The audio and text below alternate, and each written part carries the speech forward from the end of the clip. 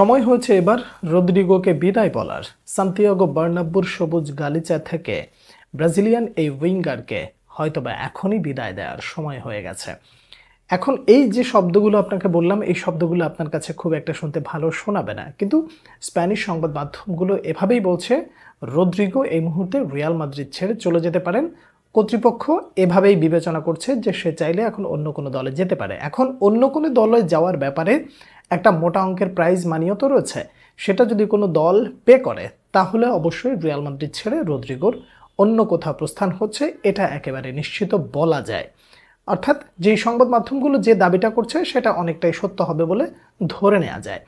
কথা হলো, রদ্রিগোর জন্য এই মুহূর্তে আপনার খারাপ লাগতে পারে, কিন্তু আবেগ এবং বিবেক দুটোর সমন্বয়ে আপনাকে এখন এই মুহূর্তে চিন্তা করতে হবে। As a Real Madrid fan আপনি যদি চিন্তা করেন যে না, এই মুহূর্তে যদি দলের পরিকল্পনায় না থাকে তাহলে তার অন্যত্রে চলে যাওয়া উচিত। আবার অ্যাজ আ ব্রাজিলিয়ান ফ্যান এবং রিয়াল মাদ্রিদ ফ্যান দুটোর সমন্বয়ে যদি চিন্তা করেন তাহলে আপনি হয়তো মনে মনে চাবেন, বয়স যেহেতু কম সেহেতু এই মুহূর্তে রদ্রিগো থেকে গেলেও পারতেন। এখন এই জায়গাটায় রদ্রিগোর থেকে যাওয়ার যে রিয়াল মাদ্রিদের নতুন বস জাবি আলোনসোর যেই পরিকল্পনা রয়েছে, এই পরিকল্পনা আসলে রদ্রিগো কতটা ফিট থাকবেন এটা যেমন একটা বড় কোশ্চেন, সেই সাথে রদ্রিগো আসলে নিজেকে ওই পর্যায়ে নিয়ে এসে আবার নতুন করে চ্যালেঞ্জটা নেবেন কিনা এটাও একটা বিগ কোশ্চেন। কিন্তু এর মাঝখান দিয়ে সব থেকে বড় যে একটা ইস্যু ছিল সেই ইস্যুটা হলো যে ক্লাব বিশ্বকাপে যদি রদ্রিগো নিজেকে ওইভাবে মেলে ধরতে পারেন তাহলে হয়তোবা তিনি জাভির পরিকল্পনায় থেকে যেতে পারেন। কিন্তু এই জায়গাটাও আরেকটা ঘাটতি দেখা গেছে, তা হলো ক্লাব বিশ্বকাপের এই জায়গাটাতেও রদ্রিগো সেইভাবে নিজেকে মেলে ধরার সুযোগটা পায়নি। তো এই সব কিছু মিলিয়ে রদ্রিগোর জন্য এই সিচুয়েশনটা বেশ ট্রিকি হয়ে উঠেছে। এদিকে আর্সেনাল অবশ্যই ওত পেতে বসে আছে। স্প্যানিশ সংবাদ মাধ্যম এজ বলছে যে রদ্রিগোর জন্য 90 মিলিয়ন অর্থাৎ রিয়াল মাদ্রিদের প্রত্যাশা অনুযায়ী তারা সেই প্রস্তাবটা দিতে পারে। রিয়াল মাদ্রিদ যেটা আশা করছে, যদি তাই হয় তাহলে ব্যাটে বলে মিলে গেল। এখন মাদ্রিদিস্তা হিসেবে আপনি আসলে কোনটার উপর বিশ্বাস করবেন, আবেগ নাকি বিবেক? দেখুন, রিয়াল মাদ্রিদে আসলে আবেগের জায়গাটা নাই। ক্যাসিমিরো যখন রিয়াল মাদ্রিদ ছেড়ে চলে গেছে তখন সে নতুন একটা চ্যালেঞ্জ নিতে চেয়েছিল এবং সে সেটা নিয়েছে। সে হাসি খুশি বের হয়ে গেছে এবং সেই সাথে রিয়াল মাদ্রিদকে যাওয়ার সময় অর্থনৈতিকভাবেও মোটামুটি একটা ভালো অ্যামাউন্ট দিয়ে গেছে। যদিও সেটা ক্যাসিমিরো ব্যক্তিগতভাবে দেয় নাই, অবশ্যই সেটা যে দলে গেছে সেই দল রিয়াল মাদ্রিদকে দিয়েছে। রদ্রিগোর ব্যাপারটাও তাই।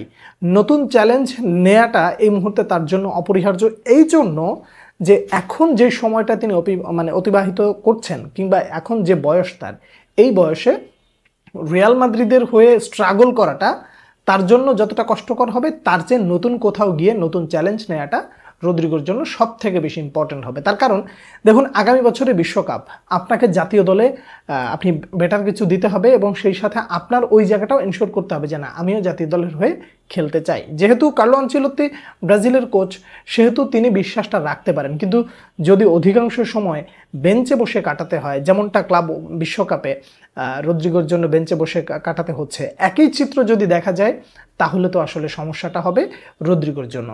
তাই বলবো, আবেগ নয় বিবেক দিয়ে যদি চিন্তা করেন তাহলে রদ্রিগোর জন্য এই মুহূর্তে রিয়াল মাদ্রিদ ছেড়ে যাওয়াটাই বেটার। আপনি মনে মনে আক্ষেপ করতেই পারেন, নো ডাউট অ্যাবাউট দ্যাট। আমিও এই ব্যাপারটা মনে মনে ভেবেছি যে রদ্রিগো যখন রিয়াল মাদ্রিদে এসেছিল তখন একটা বিষয় সবার আগে সে চিন্তা করেছিল যে আমাকে কখন রিয়াল মাদ্রিদ থেকে ডাকটা দেবে।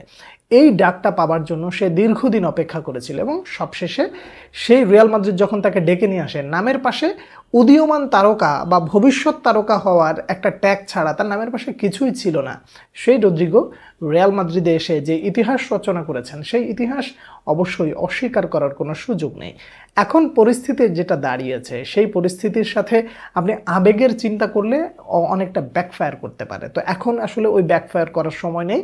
রদ্রিগো যদি এই মুহূর্তে চলে যেতে চান তার জন্য চলে যাওয়াটাই বেটার, এখানে আর আসলে কোনো যদি কিন্তু নাই। জাভি আলোনসোর পরিকল্পনায় না থাকলে তিনি আসলে রিয়াল মাদ্রিদের থেকেই বাকি করবেন। বসে বসে আর কষ্ট করে বিদায় নেওয়ার চেয়ে আমার মনে হয় অন্য কোথাও গিয়ে নিজেকে মেলে ধরলে এটাই হবে তার জন্য সবথেকে বড় সুন্দর একটা ডিল। রিয়াল মাদ্রিদের হয়ে রদ্রিগো যেটা করেছেন সেটা কখনোই অস্বীকার করা যাবে না। এখনও মনে পড়ে রিয়াল মাদ্রিদের সাথে বা রিয়াল মাদ্রিদের হয়ে তিনি যখন ম্যানচেস্টার সিটির বিপক্ষে যে কামব্যাকের ইতিহাস রচনা করেছিল, অ্যাজ আ মাদ্রিদিস্তা আপনি তো কখনো ভুলতে পারবেন না। সেই সাথে আপনি যদি হন ব্রাজিলিয়ান ফ্যান তাহলে তো একেবারে সোনায় সোহাগার মতন একটা ব্যাপার।